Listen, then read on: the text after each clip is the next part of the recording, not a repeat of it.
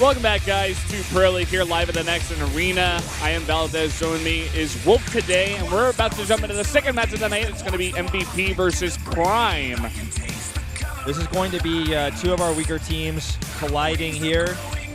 But well, you know, MVP, I feel like they used to be a lot worse, and they've really got a big surge coming into this season. They're doing a bit better. In fact, even for this round, still in that middle pack at 2-2, and going up against Prime here, there's a great chance for them to get a lot of points because Prime is kind of the punching bag of this round. Yeah, like I say, the Prime round is a bonus round. You can't lose in the bonus round, but how many points do you get? That's the question. HerO versus YoDa to start things off. And we see that MVP literally only brought their 4 players today, so there's not a big roster from the pull from. Probably just trying to get everyone prepared and training at home who's not playing today. Whereas we see on the other side of things, Prime bring a few extra members, but their team is narrowed down after so many retirings of players leaving the team that you just don't see very many players just in general actually showing up to the studio. We don't see Marine King present today either. Yeah. He's banging that house just practicing. Yeah, he hasn't made so many public appearances in recent times, but for good reason. I think the guy's got to sit back and practice and prepare. Keen's haircut still weirds me out. What? Why does it weird you out? It looks good. It's just because I've seen him with a totally different haircut for so many years. My beard probably weirds him out as well, but you know. Oh, yeah. Well, I don't know. I like your beard. Thanks. So I've been getting a lot of like really weird about it. Really positive comments on it. So, like every day I wake up in the morning going, "It's time to shave it today," and then everyone's like, "Don't do it, Wolf." I'm like, "Okay, well, I'll keep it a bit longer." There will always be haters no matter what you do. So people see you change and get a beard, they're like, "No, that looks terrible," even though it looks totally fine. So don't listen to the haters. If you want a beard, Wolf, keep your beard. Yeah. Well, I mean, I haven't really had as many haters as I would have thought. I would have thought people like, "Oh, I can't believe he thinks he can like dress like Falstad." Who does he I'm like, think no. he is? Rocking a beard that cool. So let's talk about these matchups. HerO versus YoDa to start things off. Then Youngwa versus Creator, PvP. Creator oftentimes does beat players in PvP, especially Zest, but we'll see what happens today. Losira versus Keen, and then Center versus Boom Boom. If you look at the Prime roster, not a single player does not have a downward arrow. Kind of sad to see at this point. I mean, not even Creator, not even YoDa. Two of the guys that were meant to carry this team to, you know, some ace matches, but ever since round 3 especially, just have not been doing that job. Creator of recent time, losing to Maru very, very one-sidedly and crying in the booth for a very long time. It was kind of depressing. Losira, a guy who did very well early on in the rounds, and he's coming out here today, kind of went on a bit of a losing streak around round 2 in the beginning of round 3. And let's see if he can turn that around. That's going to be an interesting game, Losira versus Keen, actually. Servers King should be interesting for sure. Well, MVP is trying to get 3 wins in a row. They had an incredible game versus CJ, and you know suddenly they're on a streak. Prime is trying to end their 7-game losing streak. I'm like, don't even put that on the screen. That's so sad to look at. 7-game losing streak. 7-game losing streak, and their first player that's coming out also is on something like a 7 or 8-game losing streak in YoDa. And of course, no coaching interviews here. I'm not sure if that's because of the MERS that's recently infected Korea. Well, everything is sadder since then. Even walked in today and they had like the MERS warning on the screen saying like, it's like the caution symbol. It's like, you want to do this and this and this. Wash your hands. Don't touch your face. Wear a mask. Stuff like that. Yeah. Don't go to the MERS quarantine lab. Yeah, don't go there. Don't go there. Don't go to the Samsung hospital. If you're sick, just stay in your house. You don't want to leave your house. Yeah, if you're sick, just stay home. And if things get worse, obviously, you know, see a doctor as soon as possible. Keep yourself masked up and don't touch anybody. Don't rub anybody. Just obvious, very simple, obvious things. Well, there has been quite a bit of tension here in the hometown of esports because of this the spreading of this disease. Very few fatalities, thankfully, so far. But of course, keep Korea in your hearts and in your minds. And only I vote for YoDa going into this matchup. You're the only guy going for YoDa. Kind of interesting. I'm not going to give my thoughts on this one. I want to hear what you have to say, actually, about why you pick YoDa and the rest of us go for HerO. Okay. Well, we're probably going to end up talking about HerO first here in just a second, so I'll take this time because it's mostly about HerO. I'm actually voting against HerO. I'm not voting for YoDa. HerO has, in recent times, actually improved himself quite a bit in individual leagues. And he is 3-3 in Pro League, and he's 4-4 versus YoDa. And YoDa is on a losing streak. So if you look at those things, you might be thinking, I don't understand. Well, why would you vote against HerO? He's 4-1 in ace matches as well, most of the time with like DTs and craziness. But the wins that HerO takes, I feel like he takes by throwing his opponents off and taking risks.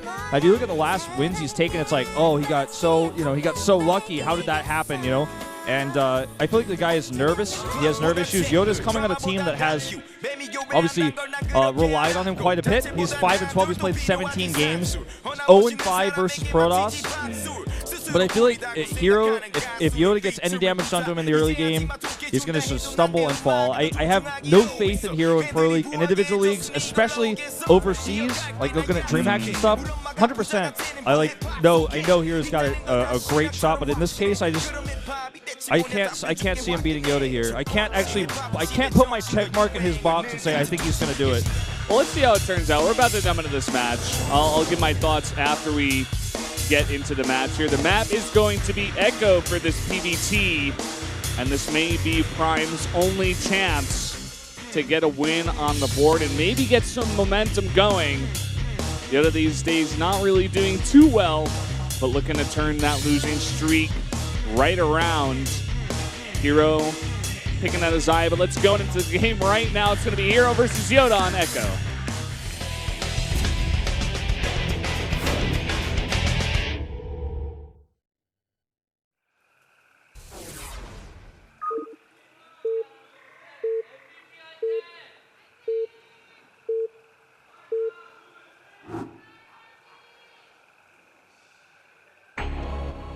Up here in the top left, in the teal, for MVP or Protoss player, it is HerO. His opponent to the bottom right, in purple for Prime, it's YoDa. YoDa's history comes from the Incredible Miracle team, where in the early parts of his career, he didn't have a lot of success, but later on, especially at the very beginning of Heart of the Swarm, he did incredibly well in the beta. He did well in the very first IEM that was played in Heart of the Swarm, and the second one as well, I think he did very well. He, along with his teammate at the time First, who was a Protoss player, were just tearing through Heart of the Swarm. They put a lot of time into the beta, whereas a lot of pro gamers were still focusing on Wings of Liberty at the time at the end of it. HerO, on the other hand, much more famous. He's on Team Liquid. He is, of course, partnered with MVP for Pro League. A great partnership. Does give him a great Protoss player to work with here. The problem with HerO is his emotions. But I feel like in overseas tournaments, he does incredibly well because he has so many overseas fans. He's on a foreign team. And when he shows up, he gets energy from them, right? So he's able to feel that energy and calm himself down, saying, oh, these guys love me, because they do. Here's a type of guy who, when he loses a probe to a Reaper in Pro League, you could see on his face he starts to tilt. I liken him to Marine King, actually. They're both very emotional, and they garner a lot of fans from that because you can bond with them. You feel the pain that they feel. You can see that they really care when they lose a game. Also, Creator, another guy like that. But it can get kind of embarrassing when they lose a bunch of games and they just look kind of pathetic in the booth and they're crying, and it's like, oh man, I just feel so bad for this guy. But HerO recently kind of on a small roll. He's beginning to get that ball rolling. He's taken out innovation in one other guy recently in Pro League. Whereas YoDa, like I said before, kind of on an 8-game losing streak. He's 0-5 against Protoss. I just don't really see how he's going to really be able to pull this off, even against a guy like HerO, because HerO beginning to play better and better, beginning to get the ball rolling, like I said. And YoDa, to me, he looked great in the beginning rounds here for Prime, but then once all of his other teammates started doing bad, he was the last guy to kind of crack and just to be like, well, I just can't hold this team up on my back anymore. He kept winning games, and Prime kept losing 3-1 and 3-2 and stuff like that around round 1 and round 2. And he couldn't take it anymore. And he went on a gigantic losing streak, and I'm just not sure if he's out of that funk yet. I haven't seen it yet. I don't think he is, but we'll see if he can get out of it today. Obviously, with that nasty losing streak, it's going to be tough. But I have to say, this is one of those Wolf predictions that just doesn't. You look at stats and you just think, no, Wolf's not right here. And I could be wrong. In fact, statistically, there's a high chance. But I just I have this feeling, and I don't know how to explain it. I've watched so many of HerO's games in Pro League, and he's gotten a lot of solid wins. He's gotten a lot of wins off of like gimmicky play. He's got a lot of losses off of them as well, where he had a really good plan and it was actually working well, but he got flustered or nervous or upset, or he's having a bad day and he just ends up losing a game. But he's a very tricky, kind of like fickle player, you know, very kind of inconsistent. He has like cool ideas, cool builds. He's obviously very smart, but the execution at times can be a bit faulty, a bit iffy. And so I know what you're talking about. Well, this is a really tense point here for YoDa with this super early Mothership core pressure. There's also a Stalker coming across the map. But now he does have those Marines that he needs to defend this. He's going to drop them into the bunker. But a very quick follow-up into that CC just off the one Reaper and to the reactor. So this is a good move by HerO to poke and pressure with that. It's going into Stargate behind this, which we have seen a lot of players go to right after, you know, this has basically become the super norm, is to follow up with a really quick factory. Widow Mines, Hellions, dropships, and Phoenixes help shut that down. We're seeing a very strange build, actually, out of YoDa here. He goes for Barracks and Factory, gets out a couple of Hellions, and then switches straight into 2 extra Barracks here. Gonna get that stim out, no starport in sight, and kind of just sticks on this for now, adding a pretty early engineering bay as well. Yeah. Looks like he just wanted some Hellions out and is going to transition into heavy bio play. Hellions are going to try to get in here and get some damage done, get some scouting. Mostly damage, of course, but like he sees with this Reaper while these Stalkers are distracted that it is going to be a Stargate play, and it's going to be Phoenixes, in fact, on the wait. I think that this is going to make YoDa pretty happy because he's not actually going for drops. He's actually going for a big bio push with... I was wondering for a second, I'm like, are we going to see siege tanks with this? I really didn't think so. It's just going to be heavy Marauder, and he's going to attack with Marauders, Marines, and Stim. It looks like very early, which is not what HerO is going to expect. So HerO needs to scout this pretty soon. This is not just going to be your standard follow-up Widow Mine or Marine drop to the Hellion pressure. It's going to be a very strong bio attack. Yeah, looks like it's going to be just a ton of bio +1 Stim, and just go for that there. And like you said, HerO really needs to get the scout on this. He needs to play passive. He needs to just defend the push. He's going for 3 Phoenixes first, like you said, to just hold off the medevac drops that aren't really coming. And then he's going to go into Oracle, adding it a bit later. I think the Oracle is going to be for more of what we've seen already earlier today, just that tagging, that scouting, that constant presence of knowing exactly where the army is. We're starting to see that Protoss players are valuing that even over observers, saying like, okay, if I tag this army, I'm going to see it no matter what. You can't scan and get rid of the tag, whereas with observers, if you scan and kill them, I have to use more robo time to rebuild those. So having an Oracle in your army, if you never lose it, just means you have more robo time in general to work with. I'm going to come in here and run into this bunker full of Marauders. Not going to be able to find anything. Marine count is still fairly low, but it's high enough that we can deter these Phoenixes. And the Phoenixes, let's see how much he saw. He saw pretty much everything, man. He saw all the production. He did. He's got a great view of what's going on here. YoDa now just going to throw down a 3rd base, maybe on the back of this push. Interesting Warp Prism here coming out for HerO as well. That could be a really big counter to this if he just sits back and kind of turtles and plays defensively. And then, you know, while YoDa's out on the map, he does a Zealot drop, a Zealot Warp in. He's not going to have much of an answer for that. I mean, HerO's known for his Warp Prism play. Both HerOs, actually. This one, Liquid HerO as well. Very strong with it. Loves to go for DT drops. Like, very tricky stuff all the time. And for this one, I think it's just going to be Zealots, as you mentioned, just to pull this back, try to take some of the pressure off of himself at the front gate, and just go in the back door of YoDa. All right, here comes YoDa's push. There are, in total on the map, 5 Phoenixes. Oh, 4.5. But he gets the tag. He knows exactly where it is. I don't think he can attack this with those sentries that are very high on energy. I think he was really just coming up here to poke and see if there was a 3rd base trying to go down. He's going to deny that and move back. He's obviously got the plan of taking his own 3rd. Yeah. And HerO's committing pretty heavily to this harass. But look at this. It's flying straight into all of these Marines. Is he paying attention? Yes, he is. See, that's the kind of move. Maybe we lost that right there. It would have started to get him on tilt. It was a good reaction, though. Very quick reaction. Warp Prism escapes, and he's keeping it very far away right now. Not going to chance that again. Going to wait until a safer time. Perhaps wait until YoDa moves out with more of a commitment. Because he saw the tagged army that was moved out, so he might have been thinking YoDa was going to do a bigger push. But he, and hide it, of course. He wasn't going to move it all together and show everything. So I guess he was thinking, this could be the moment where a lot of his army's missing. I could do some damage. Armory coming down here. Decently timed with that second eBay and the 1-1 finishing, so he can start 2-2 pretty quick. His Warp Prism will be spotted by a CC, actually, so he needs to move that away. Kind of opposite to what we're seeing in these other PVCs we've seen today. The Terran player actually getting the much faster third base. Whereas HerO, he's committed to a drop, he's committed to a bunch of Phoenixes in the air, and he just never took that early third base that YoDa was looking to cancel. And so HerO, not in that great a position, actually. He's got the tech. He's eventually going to get these Colossi, he's going to get his AoE, he's going to have Blink as well. Going for very heavy harass as well to try to take away some of the value of that third base, but at the same time, his third base is so late. I would respect YoDa's patience here, because a lot of Terrans would be so compelled to actually force an attack here. But he knows his advantages. He's waiting until a bigger advantage comes where he can actually take a better engagement.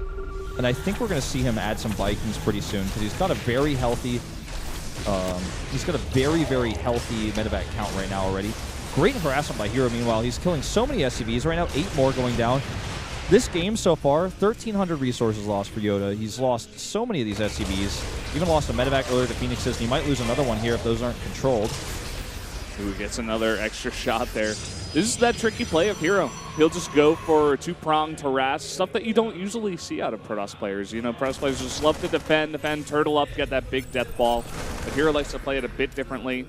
It's been working out for him a bit so far, but this is also a very scary push. There are 3 Colossi, but what is there to really support it right now?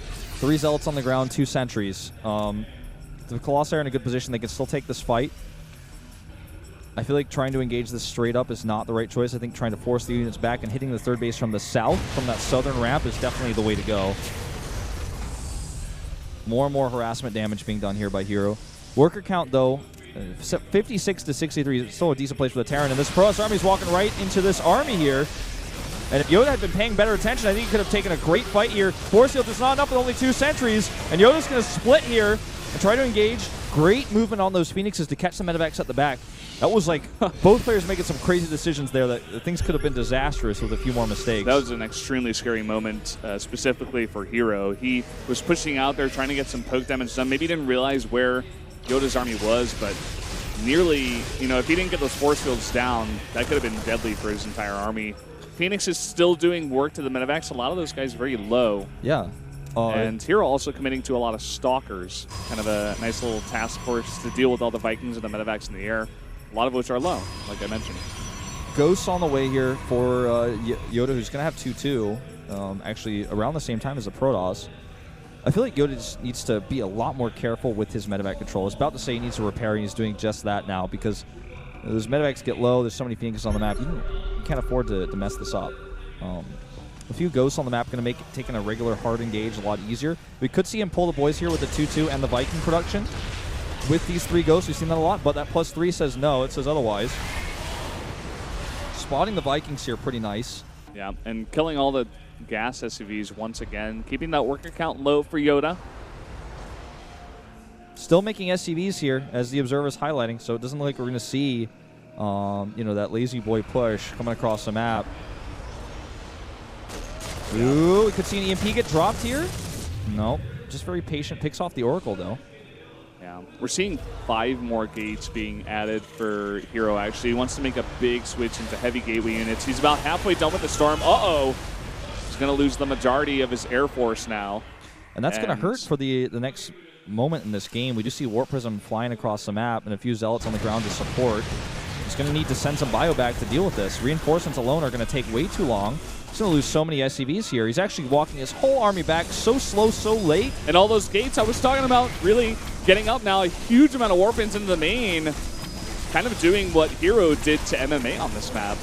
And forcing the entire army back. Exactly. And now he's going to move across the map to slow down any sort of counterattack. So by the time he does attack, he's going to have those additional upgrades. Or rather, excuse me, those additional warpins. We're going to see an engagement here from HerO. He needs to be very careful about walking onto this territory here. That is so scary. He didn't have any High Templar with that mix at the moment. He does now. But if he gets EMP'd up there, especially on the sentries, Storm's going down. He's just trying to back off. That was a great Storm to zone that out, but a lot of hesitation there for just a second for HerO. HerO runs the Zealots right by that 4th base. Is now going to send them back. Here we go. EMP's on everything, and Liquid HerO is in trouble. Mothership Core goes down.